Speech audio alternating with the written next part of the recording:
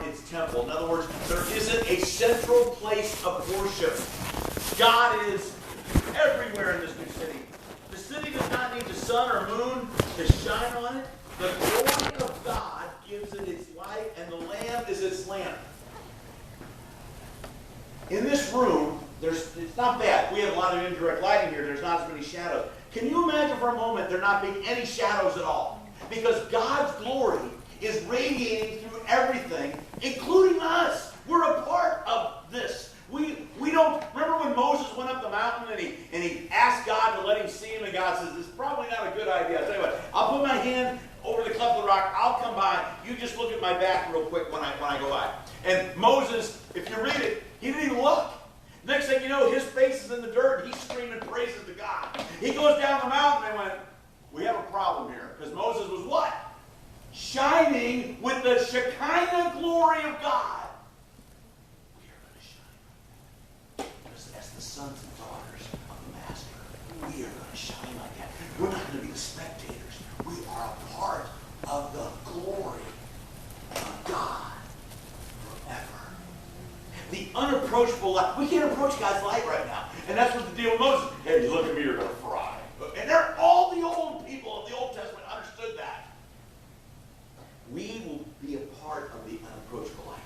We will shine with the glory of God. This translucent city of pure gold, which I can't imagine, is going to glow with just one big glow, and we don't need sunglasses. In fact, God's glory is going to be throughout the world in unimaginable. We look at verse 24. The nations will walk by its light, and the kings of the earth. We don't get all that. Remember when he talked about, though, at one point he said, it's the parable of talents, and he goes, "You've been faithful with many, now we'll put you over," and he puts them over cities. We don't get all that. But the nations will walk by its light. The kings of the earth will bring their splendor forward. On no day will its gates ever be shut, and there will be no night there. That's how I know there's going to be NASCAR. I love NASCAR. Now, maybe they won't go round and round. Oh, maybe they'll let you turn. I don't know. There's going to be football now. Why? Because it's fun. It's absolutely fun. Whatever is the best of this life, whether it's food, whether it's something, it's going to be.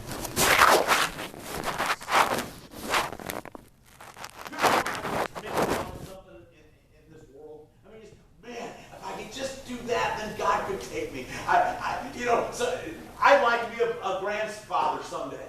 But you know what? I'd rather be with Jesus. Straight up. That's what I long for. I think being a grandpa will be fine. I look forward to spoiling those children completely rotten. By the way, new movie. Did anybody else besides Susan and I watch The Book of Manning this week? The Book of Manning. Did you see that book? Powerful. Read that. Every father needs to read that book, or look at it. See it. ESPN, Book of Manning. Find it. It will change your life. Pink Manning. God is going to be our perfect Father.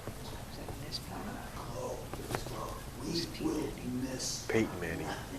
Look at verse Quarterback, 26. Denver Broncos. The glory and honor of the nations will be brought into us. Whatever's good, the best cake you ever ate, guess what? It's going to be there. It's going to rock so much to be in the holy city. Some people have a bucket list. Forget the bucket list. You're going to get to do whatever you always wanted to do on the other side. And here's the cool part. It won't hurt. You're watching a football game now and you see some, oh man, there was some great hits in that OSU game last night.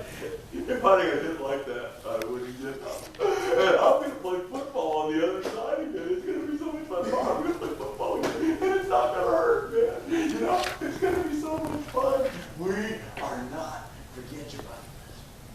Just accept Jesus. Because one of the coolest things about this place is there's no sin.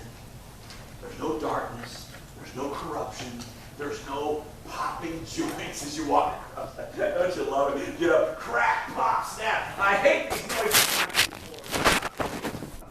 That's my body. Anybody else have a body like that? You will.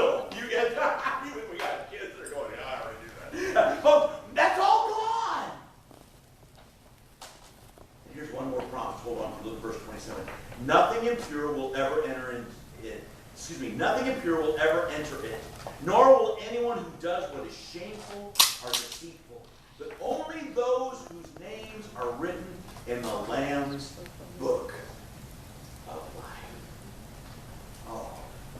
Oh, I ache to be in this city. Why do I say Maranatha?